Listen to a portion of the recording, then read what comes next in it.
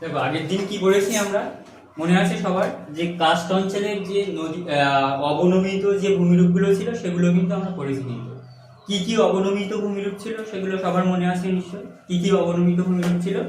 এক যেটা ছিল দেখবে দ্রবণ ক্ষয়কাজের প্রভাবে যে অবনমিত ভূমিরূপগুলো ছিল, যেমন সিঙ্কহোল ছিল, সলহোল ছিল, ডোলাইন ছিল, তারপরে আর কি কি ছিল, উভালা ছিল, পলজি ছিল, হাম ছিল। এই প্রত্যেকটা ভূমিরূপ সম্পর্কে কিন্তু আমরা ডিটেলসে কিন্তু জেনেছি। আজকের আমাদের ক্লাসে দেখবে যে বিষয়টা আমরা পড়বো সেটা হচ্ছে কি নদী দ্বারা সৃষ্ট ভূমিরূপ। তার মানে কাস্ট অঞ্চলের উপর দিয়ে যদি কোনো নদী প্রবাহিত হয় সেই নদীর দ্বারা কি কি ভূমিরূপ সৃষ্টি হয় সেই ভূমিরূপ সম্পর্কে আজকে কিন্তু ডিটেলসে জানবো। কারণ এইখান থেকে দেখবে প্রচুর শর্ট প্রশ্ন কিন্তু হয়ে থাকে কিন্তু, যেমন দেখবে অন্ধ উপত্যকা কাকে বলে, শুষ্ক উপত্যকা কাকে বলে, প্রাকৃতিক সুড়ঙ্গ কাকে বলে, এই ধরনের কিন্তু শর্ট প্রশ্ন কিন্তু হয়ে থাকে। আর এই প্রশ্নের উত্তর যদি তোমরা করতে চাও তাহলে কি ক্লাসটা দেখবে, প্রত্যেকটা পার্ট যদি খুব ভালোভাবে জানো তাহলে দেখবে যে কোনো প্রশ্ন দেখ না কেন সেগুলো উত্তর করে আসতে পারবে।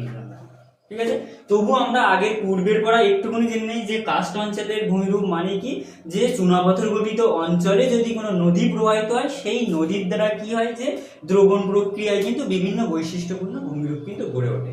ঠিক আছে, আজকে যেটা পড়বো সেটা হচ্ছে নদী দ্বারা সৃষ্ট ভূমিরূপ। ঠিক আছে, তার মানে কাস্ট অঞ্চলে যদি কোনো নদী প্রবাহিত হয় সেই নদীর দ্বারা কি কি ভূমিরূপ সৃষ্টি হয় একবার দেখে নাও তোমরা। প্রথমে যে ভূমিরূপ সৃষ্টি হয় তার নাম হচ্ছে কি গ্রীখাত। ঠিক আছে, তার মানে কাস্ট অঞ্চলের নদী দ্বারা সৃষ্ট ভূমিরূপের মধ্যে প্রথম ভূমিরূপ কি, এক হচ্ছে গ্রীখাত, দুই হচ্ছে কি অন্ধ উপত্যকা, তিন হচ্ছে শুষ্ক উপত্যকা, প্রাকৃতিক সুড়ঙ্গ, প্রাকৃতিক সেতু, আর কাস্ট বাতায়ন বা জানালা। তার মানে এই প্রত্যেকটা ভূমিরূপ সম্পর্কে কিন্তু আবার আমাদেরকে ডিটেইলসে কিন্তু জানতে হবে কিন্তু। ঠিক আছে, তার মানে প্রথম ভূমিরূপটা আমরা একটু দেখে নিই যে গ্রীখাত আমরা কাকে বলবো, ভালো করে একটু মনে রাখবে কিন্তু। এই যে গ্রীখাত কাকে বলা হয় বিশেষ করে দেখবে কাস্ট অঞ্চলের উপর দিয়ে যদি কোনো নদী প্রবাহিত হয়, মনে করো এই হচ্ছে কোনো একটা কাস্ট অঞ্চল, এই কাস্ট অঞ্চলের উপর দিয়ে যদি কোনো নদী প্রবাহিত হয় তাহলে কি হয়, যে দ্রবণ ক্ষয়ের প্রভাবে কি হয়, যে এইরকম কিন্তু গিরিপথের সৃষ্টি করে বা নিম্নক্ষয় বেশি করে এরকম গিরিপথের সৃষ্টি করে, যেটাকে বলা হচ্ছে গ্রীখাত। তার মানে গ্রীখাত আমরা কাকে বলবো, কাস্ট অঞ্চলের উপর দিয়ে যদি নদী প্রবাহিত হয় সেই নদী হচ্ছে কি করে, নিম্নক্ষয় করে কিন্তু, এবং নিম্নক্ষয়ের দ্বারা কি হয়, যে এরকম একটা গিরিপথের সৃষ্টি করে। সেই গিরিপথকে আমরা কি বলবো, যে তোমার হচ্ছে গ্রীখাত বলবো কিন্তু। তার মানে গ্রীখাত কিভাবে সৃষ্টি হবে কাস্ট অঞ্চলে, তার মানে কাস্ট অঞ্চলের উপর দিয়ে যদি কোনো নদী প্রবাহিত হয় সেই নদী কি হবে, যে দ্রবণ ক্ষয়ের দ্বারা নিম্নক্ষয় করবে এবং গিরিপথের সৃষ্টি করবে, সেই গিরিপথকে কি বলা হবে, গ্রীখাত বলা হবে কিন্তু। তার মানে এই যে গ্রীখাত বা গিরিপথ, এই যে গ্রীখাত কিভাবে সৃষ্টি হয়, এক হচ্ছে দ্রবণ ক্ষয়ের দ্বারা কি নিম্নক্ষয় বেশি হলে সৃষ্টি হয়, আরেকটা কারণে কিন্তু সৃষ্টি হয়, সেই কারণটা হচ্ছে কি, যদি চুনাপাথর গঠিত অঞ্চলে কি হয়, ভূঅভ্যন্তর দিয়ে যদি নদী প্রবাহিত হয় তাহলে কি হয়, এই মনে করো চুনাপাথর গঠিত অঞ্চলে এরকম ভূঅভ্যন্তর দিয়ে কি হচ্ছে, নদী প্রবাহিত হচ্ছে। ঠিক আছে, এবার হঠাৎ করে কি হয়, এই গুহার ছাদ হচ্ছে কি হয়, ধসে গিয়ে কি হয়, গিরিপথে কিন্তু গিরিখাতের কিন্তু সৃষ্টি করে। তার মানে গ্রীখাত কিভাবে সৃষ্টি হতে পারে, এক হচ্ছে নিম্নক্ষয়ের দ্বারা মানে দ্রবণ ক্ষয়ের দ্বারা হতে পারে, আর এক হচ্ছে কি ভূঅভ্যন্তর দিয়ে যদি নদী প্রবাহিত হয় সেই নদী প্রবাহিত হলে কি হয়, যে ওপরে যদি কি হয়, যে ওই যে গুহার ছাদ যদি ধসে পড়ে তাহলে কিন্তু গ্রীখাতের কিন্তু সৃষ্টি হতে পারে। ঠিক আছে, তার মানে এই কারণগুলোর জন্য কি হবে, যে গ্রীখাতের কিন্তু সৃষ্টি হবে। তার মানে যদি তোমাদের প্রশ্ন দেয় যে গ্রীখাত কাকে বলে, তোমরা উত্তর কি লিখবে, এক মার্কে যদি প্রশ্ন দেয় তখন যেটা লিখবে সেটা হচ্ছে কি, যে কাস্ট অঞ্চলের উপর দিয়ে যদি কোনো নদী প্রবাহিত হয় সেই নদী নিম্নক্ষয়ের দ্বারা বা দ্রবণ ক্ষয়ের দ্বারা যে গিরিপথের সৃষ্টি করে সেই গিরিপথকে বলা হচ্ছে কি, গ্রীখাত কিন্তু। তার মানে প্রথম ভূমিরূপ সম্পর্কে জানলে তোমরা। এইবার যেখান থেকে তোমাদের উচ্চ মাধ্যমিক লেভেলের দিকে প্রশ্ন হয় যে অন্ধ উপত্যকা আর শুষ্ক উপত্যকার মধ্যে পার্থক্য, এটা কিন্তু 2 মার্কের কিন্তু প্রশ্ন হয় বা 3 মার্কের প্রশ্ন দেয়। তার জন্য তোমাকে কি জানতে হবে, যে অন্ধ নদী উপত্যকা কাকে বলে, শুষ্ক নদী উপত্যকা কাকে বলে, এই সম্পর্কে কিন্তু ডিটেইলসে জানতে হবে কিন্তু। দেখবে একবার পরীক্ষায় ছিল এই প্রশ্নটা, যে অন্ধ নদী উপত্যকা এবং শুষ্ক নদী উপত্যকা কি রূপে গঠিত হয়, চিত্র সহ আলোচনা করো, 3 মার্কের কিন্তু ছিল কিন্তু। ওই প্রশ্নের উত্তর করতে গেলে তোমাকে কিন্তু আগে এই অন্ধ নদী উপত্যকা কাকে বলে, শুষ্ক নদী উপত্যকা কাকে বলে, এই সম্পর্কে কিন্তু জানতে হবে কিন্তু। তার মানে আমরা দেখে নেই যে অন্ধ নদী উপত্যকা কাকে বলে, এইদিকে লক্ষ্য করো।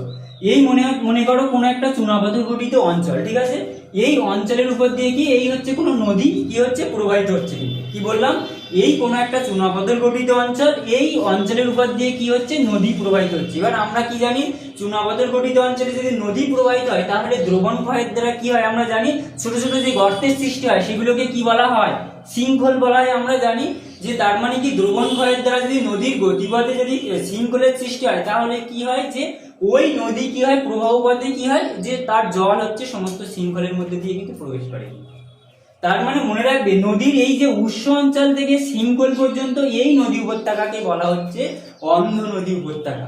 তার মানে অন্ধ নদী উপত্যকা আমরা কাকে বলবো, যে নদীর উৎস অঞ্চল থেকে শৃঙ্খল পর্যন্ত নদী উপত্যকাকে আমরা কি বলবো, অন্ধ নদী উপত্যকা। এবার যদি তোমাকে বলে অন্ধ নদী উপত্যকার বিস্তার তবে কত, যে নদীর উৎস থেকে কোন পর্যন্ত, শৃঙ্খল পর্যন্ত কিন্তু এই অন্ধ নদী উপত্যকা কিন্তু বিস্তৃত। তার মানে যদি তোমাকে প্রশ্ন দেয় যে অন্ধ নদী উপত্যকা কাকে বলা হয়, তবে উত্তর কি লিখবে, চুনাপাথর গঠিত অঞ্চলে নদীর উৎস থেকে শৃঙ্খল পর্যন্ত নদী উপত্যকাকে বলা হয় হচ্ছে কি, অন্ধ নদী উপত্যকা। কিন্তু এবার যদি বলা হয় এই অন্ধ নদী উপত্যকা কিভাবে সৃষ্টি হয়, তার মানে কিভাবে সৃষ্টি হয় কি লিখবে, চুনাপাথর গঠিত অঞ্চলে কোনো নদী প্রবাহিত হলে সেই নদী শৃঙ্খলের মধ্যে যখন প্রবেশ করে তখন নদীর গতিপথ হারিয়ে যায়, কিন্তু তখনই কি সৃষ্টি হয়, এই অন্ধ নদী উপত্যকা কিন্তু সৃষ্টি হবে। কিন্তু তার মানে অন্ধ নদী উপত্যকা কিভাবে সৃষ্টি হয় বুঝতে পারলে। এইবার দেখো, এই যে অন্ধ নদী উপত্যকার বিশেষ করে কি কি বৈশিষ্ট্য সৃষ্টি হয় ভালো করে মনে রাখবে। অন্ধ নদী উপত্যকার যে বৈশিষ্ট্যগুলো সৃষ্টি হয়, প্রথম বৈশিষ্ট্য কি লিখবে, এই অন্ধ নদী উপত্যকার বিস্তার কত থেকে কত পর্যন্ত বিস্তার, উৎস থেকে, নদীর উৎস থেকে শৃঙ্খল পর্যন্ত কিন্তু বিস্তৃত। কিন্তু এবার মনে রাখবে, এই অন্ধ নদী উপত্যকা কি হয়, বিশেষ করে অন্ধ নদী উপত্যকা কিন্তু সারা বছর জলের প্রবাহ থাকে, কিন্তু সেই জন্য এই অন্ধ নদী উপত্যকায় কিন্তু কি হয়, নিম্নক্ষয় কিন্তু বেশি হয় কিন্তু, এবং উপত্যকার আকৃতি কি হয়, অনেকটা কি হয়, বড় হয় কিন্তু উপত্যকার আকৃতি। তার মানে অন্ধ নদী উপত্যকার কি কি বৈশিষ্ট্য, বিস্তার যদি বলা হয় কত, যে নদীর উৎস থেকে শৃঙ্খল পর্যন্ত অন্ধ নদী উপত্যকা বিস্তৃতি লাভ করছে, কিন্তু ভালো করে মনে রাখবে। দ্বিতীয় বৈশিষ্ট্য কি অন্ধ নদী উপত্যকার, বিশেষ করে এখানে কিন্তু সারা বছর জলের প্রবাহ থাকবে, কিন্তু মনে রাখবে কিন্তু, ঠিক আছে। তারপরে 3 নম্বর বৈশিষ্ট্য কি, যেহেতু জলের প্রবাহ থাকবে সেই জন্য এখানে কিন্তু নিম্নক্ষয় কিন্তু বেশি হবে, এবং উপত্যকার আকৃতি কি হবে, বড় হবে কিন্তু উপত্যকার আকৃতি। তার মানে অন্ধ নদী উপত্যকা যদি আলাদা করে 2 মার্কের প্রশ্ন দেয় তখন কি লিখবে তোমরা, প্রথমে সংজ্ঞা লিখবে, তারপরে উৎপত্তি লিখবে, তারপরে কি লিখবে, বৈশিষ্ট্য লিখবে। কিন্তু তার মানে আমি আবার বলছি যে কাকে বলে কি লিখবে, চুনাপাথর গঠিত অঞ্চলে নদীর উৎস থেকে শৃঙ্খল পর্যন্ত বিস্তৃত নদী উপত্যকাকে কি বলা হচ্ছে, তার মানে এইটুকু নদী উপত্যকাকে বলা হচ্ছে অন্ধ নদী উপত্যকা। কিন্তু ঠিক আছে। এবার যদি বলা হয় উৎপত্তি কিভাবে হয় তখন কি লিখবে, বিশেষ করে লিখবে যে চুনাপাথর গঠিত অঞ্চলে নদী যেখান থেকে সৃষ্টি হয়, ঠিক আছে, এবার সেই নদী হঠাৎ করে কি হয়, প্রবাহকালে হচ্ছে শৃঙ্খলের মধ্যে হারিয়ে যায়। কিন্তু এবার যখনই শৃঙ্খলের মধ্যে হারিয়ে যায় তখন কি হয়, যে অন্ধ নদী উপত্যকার কিন্তু সৃষ্টি হয়। ঠিক আছে। এবার যদি বলে বৈশিষ্ট্য কি কি, প্রথম বৈশিষ্ট্য কি লিখবে, বিস্তার কত বললাম, নদীর উৎস থেকে কোন পর্যন্ত, শৃঙ্খল পর্যন্ত বিস্তৃতি লাভ করছে। দ্বিতীয় বৈশিষ্ট্য কি লিখবে, ভালো করে মনে রাখবে, দ্বিতীয় বৈশিষ্ট্য কি লিখবে এখানে, যে এই নদী উপত্যকায় কিন্তু সারা বছর জলের প্রবাহ থাকে, কিন্তু মনে রাখবে সারা বছর কি হয়, জলের প্রবাহ থাকে, সেই জন্য ক্ষয় কাজটা বেশি হয়, এবং নদী উপত্যকার আকৃতি কি হয়, অনেকটা কিন্তু বড় হয়। কিন্তু দেখবি এইগুলো যদি আমরা ডিটেলসে জানি তাহলে দেখে পার্থক্য কিন্তু আমরা পারবো। কিন্তু এবার আমরা জেনে নেবো যে শুষ্ক নদী উপত্যকা কাকে বলা। এইবার দেখো, এই যে শৃঙ্খল থেকে এই যে নদী চুনাপাথর গঠিত অঞ্চলে যে উৎস থেকে এই শৃঙ্খল পর্যন্ত যে বিস্তৃত, এটা হচ্ছে কি অন্ধ নদী উপত্যকা। এবার এই শৃঙ্খলের পরবর্তী যে নদী উপত্যকা, যেটা হচ্ছে জলশূন্য অবস্থায় পড়ে থাকে, সেই নদী উপত্যকাকে বলা হচ্ছে শুষ্ক নদী উপত্যকা। তার মানে শুষ্ক নদী উপত্যকার বিস্তৃতি কত, শৃঙ্খলের পরবর্তী জলশূন্য যে নদী উপত্যকা, সেই নদী উপত্যকা হচ্ছে কি শুষ্ক নদী উপত্যকা। এবার যদি তোমাকে বলা হয় এই শুষ্ক নদী উপত্যকায় সারা বছর কি জল পাওয়া যাবে, কখনোই কিন্তু জল পাওয়া যাবে, কিন্তু একটা সময় জল পাওয়া যায়। কখন জল পাওয়া যাবে, বিশেষ করে বর্ষাকালে শৃঙ্খল যখন ছাপিয়ে জল যাবে তখনই একমাত্র এই নদী উপত্যকায় কিন্তু জল দেখা যায়। কিন্তু সেই জন্য এই নদী উপত্যকায় কিন্তু ক্ষয় কাজ কিন্তু কম হয়। কিন্তু কেন কম হয়, কারণ সারা বছর জল থাকে না, সেই জন্য ক্ষয় কাজ কিন্তু কম হয়। কিন্তু ঠিক আছে। এবং উপত্যকার আকৃতি বড় হবে না ছোট হবে, অবশ্যই ক্ষয় কাজ কম হয়। তার মানে কি হবে, ছোট আকৃতির হবে। তার মানে উৎপত্তি কিভাবে হচ্ছে, তার মানে এই যে নদী শৃঙ্খলে প্রবেশ করলো, সেই শৃঙ্খলের পরবর্তী যে শুষ্ক নিম্ন উপত্যকা, সেই উপত্যকা হচ্ছে কি তোমার হচ্ছে শুষ্ক নদী কিন্তু উপত্যকা। কিন্তু তার মানে এবার যদি তোমাকে বলা শুষ্ক নদী উপত্যকার কি কি বৈশিষ্ট্য, প্রথমে কি লিখবে, বিস্তার কি, যে শৃঙ্খলের পরবর্তী নদী উপত্যকায় হচ্ছে কি শুষ্ক নদী কিন্তু উপত্যকা। কিন্তু ঠিক আছে, মনে রাখবে। কিন্তু তারপরে কি এই নদী উপত্যকায় কি সারা বছর জল থাকবে? অবশ্যই থাকবে না, একমাত্র বর্ষাকালে কিন্তু এই নদী উপত্যকায় কিন্তু জল দেখা যাবে। আর কি কি বৈশিষ্ট্য হতে পারে? বিশেষ করে এখানে ক্ষয়কাজ বেশি হবে না কম হবে? অবশ্যই কি হবে, ক্ষয়কাজ হচ্ছে কম হবে। কিন্তু এই হচ্ছে বৈশিষ্ট্য। কিন্তু এইবার যদি তোমাদেরকে যদি পার্থক্য দেয় তাহলে তোমরা লিখতেই পারবে। প্রথমে কি লিখবে? সংজ্ঞা। কি লিখবে? অন্ধ উপত্যকা কাকে বলা হয়? চুনাপাথর গঠিত অঞ্চলে নদীর উৎস থেকে শৃঙ্খল পর্যন্ত বিস্তৃত নদী উপত্যকাকে কি বলা হবে? অন্ধ নদী উপত্যকা বলা হবে। ঠিক আছে। এবার যদি বলা হয় শুষ্ক নদী উপত্যকা কাকে বলা হয়? শৃঙ্খল পরবর্তী জলশূন্য নদী উপত্যকাকে কি বলা হবে? শুষ্ক নদী উপত্যকা। তার মানে একটা পার্থক্য তোমরা পেরে গেলে। দ্বিতীয় হচ্ছে কি বিস্তার। বিস্তার মানে কি? নদীর উৎস থেকে শৃঙ্খল পর্যন্ত এই নদী উপত্যকা বিস্তৃত। কোন নদী উপত্যকা? অন্ধ নদী উপত্যকা। ঠিক আছে। আর যদি বলে শুষ্ক উপত্যকা, শুষ্ক নদী উপত্যকা শৃঙ্খল পরবর্তী মানে শৃঙ্খলের পর থেকে নদী উপত্যকা কিন্তু বিস্তৃত। কিন্তু ঠিক আছে, লিখতে পারলে দুখানা পার্থক্য হয়ে গেল।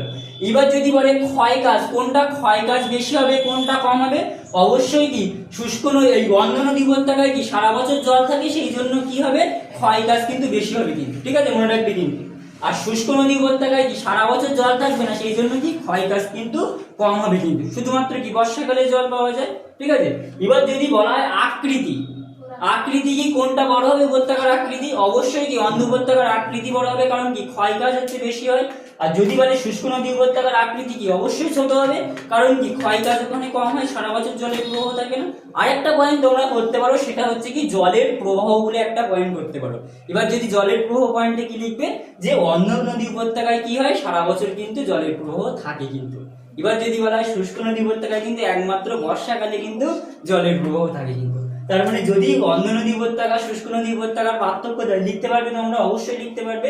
প্রথমে কি সংজ্ঞা, বিস্তার, ক্ষয়কাজ, আকৃতি, জলের প্রবাহ, এই কয়েকটা পয়েন্ট করলে কিন্তু তোমরা পারবে। আর এই পার্থক্যের পয়েন্ট জানা মানে কি তোমরা বৈশিষ্ট্য দিয়ে আলাদা করে লিখতে পারবে, অবশ্যই লিখতে পারবে। তার মানে অন্ধ নদী উপত্যকা কাকে বলে, উৎপত্তি কিভাবে হয়, বৈশিষ্ট্য, এগুলো কিন্তু মনে রাখবে। আরেকটা তথ্য এখান থেকে দিয়ে দিই, যে শুষ্ক নদী উপত্যকা বিশেষ করে মনে রাখবে, দেখবে আমাদের ভারতবর্ষের অন্ধ্রপ্রদেশের দেখবে বোরা গুহা বলে একটা রয়েছে, ওখানে কিন্তু দেখা যায় কিন্তু এই শুষ্ক নদী উপত্যকা। ঠিক আছে, এটা কিন্তু মনে রাখবে। কিন্তু এবার তারপরে যে ভূমিরূপ সেটা হচ্ছে কি প্রাকৃতিক সুড়ঙ্গ। প্রাকৃতিক সুড়ঙ্গ খুবই সোজা, দেখে নাও। এবার দেখো এইখানে এই যে নদী চুনাপাথর গঠিত অঞ্চলে প্রবাহিত হচ্ছে, ঠিক আছে।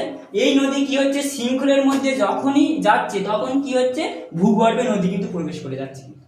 ঠিক আছে, যখনই ভূগর্ভে নদী প্রবেশ করে যাচ্ছে তখন ভূগর্ভের মধ্যে একটা সুড়ঙ্গের সৃষ্টি করছে ওই নদী। ওই সুড়ঙ্গকে বলা হচ্ছে কি প্রাকৃতিক সুড়ঙ্গ। তার মানে প্রাকৃতিক সুড়ঙ্গ আমরা কাকে বলবো? চুনাপাথর গঠিত অঞ্চলে নদী প্রবাহকালে যখন শৃঙ্খলে প্রবেশ করবে তখন সেই নদী কি ভূগর্ভে প্রবেশ করবে, সেই ভূগর্ভ দিয়ে সেই নদী কি সুড়ঙ্গ করে কি হবে, কিন্তু ভূগর্ভের মধ্য দিয়ে কিন্তু প্রবাহিত হয়। কিন্তু তখন যে সুড়ঙ্গ সৃষ্টি হবে এই ভূগর্ভে, সেই সুড়ঙ্গকে আমরা কি বলবো? প্রাকৃতিক সুড়ঙ্গ বলবো। মনে থাকবে প্রাকৃতিক সুড়ঙ্গ কাকে বলা হচ্ছে। তবে তারপরে দেখো যে ভূমিরূপ রয়েছে সেটা হচ্ছে প্রাকৃতিক সেতু। এটা আরো খুব সোজা। যখনই এই গুহার ছাদ যখন ধসে পড়বে, নিচের দিকে নেমে যাবে, তখন কি হবে দেখবে এই যে নদীর মধ্যে একটা বাঁধের সৃষ্টি হয়, সেটাকে বলা হচ্ছে কি প্রাকৃতিক সেতু বলা হচ্ছে। তার মানে প্রাকৃতিক সেতু কোনটা? তার মানে এটা যখন ধস নামবে তখনই প্রাকৃতিক সেতুর সৃষ্টি হবে।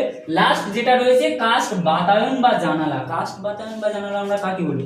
এই যে ভূগর্ভের মধ্যে নদী প্রবাহিত হচ্ছে, ঠিক আছে, এই মনে করো কোনো নদী ভূগর্ভের মধ্যে দিয়ে প্রবাহিত হচ্ছে। এইবার কি হয়, হঠাৎ করে দ্রবণ ক্ষয়ের প্রভাবে কি হয়, এই যে ভূগর্ভের ওপরের অংশ কি ধসে পড়ে, এবং তখন এরকম এই শৃঙ্খল দিয়ে দেখবে ভূগর্ভের নদীকে কিন্তু দেখা যায়। কিন্তু মানে ওপর থেকে ভূগর্ভের নদীকে দেখা যায়। সেই জন্য এই রকম শৃঙ্খলকে বলা হয় কাস্ট বাতায়ন বা জানালা। তার মানে কি ভূগর্ভের মধ্যে দিয়ে যদি নদী প্রবাহিত হয় তাহলে চুনাপাথর গঠিত অঞ্চল ধস নেমে কি হয়, বা শৃঙ্খল থেকে ওই নদীকে কিন্তু দেখা যায়। কিন্তু সেই জন্য কি ওই রকম শৃঙ্খলকে বলা হচ্ছে কি কাস্ট বাতায়ন বা জানালা। কিন্তু ঠিক আছে, তাহলে হচ্ছে কি আমরা কি জানলাম আজকের ক্লাসে, যে কাস্ট অঞ্চলে নদী দ্বারা সৃষ্ট ভূমিরূপ সম্পর্কে কিন্তু আমরা ডিটেলসে কিন্তু জানলাম। কিন্তু ঠিক আছে, তাহলে এই পর্যন্ত থাক, পরের ক্লাসে আবার